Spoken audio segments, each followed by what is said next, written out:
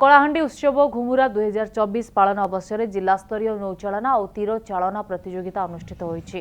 मौलपाटଣା निकटस्थ इंद्रावती जलभंडार निकट स्थान में समन्वित आदिवासी उन्नयन संस्था और जिला मत्स्य विभाग आनुकूल्य यह प्रतियोगिता आयोजित होईछि। यहाकु देखिबा पई प्रबल लोकंक भिड़ होइतिला।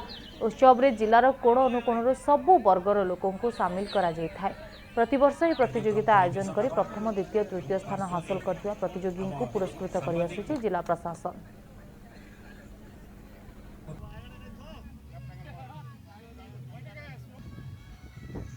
एडे तीर चलन भी होउछि आ डंगा एमती कंपटीशन भी होउछि। डंगार मु भाग नेतले सेठरू डंगार मु फर्स्ट नेतले मु 16 नंबर आज्ञा भल लागुछि। वर्ष पर होउछि बहुत बढ़िया लागुछि। ये आसी जाएगा हमर कलाहांडी उत्सव पई हमर खुशी हिसाब रे हम आछु सब वर्षे आसी करिने एमती डंगा चालना भरी करी हारले तो हारु जाएगा जितले जितुचे एमती हमें छाड़बा के नहीं।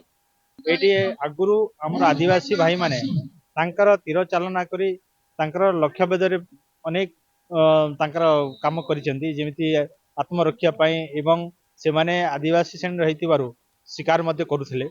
तेणु ताकू बजाय रखिया पई आमे आज तीर चालना प्रतियोगिता कलाहांडी उत्सव घुमुरा माध्यम रे करा जायथिला।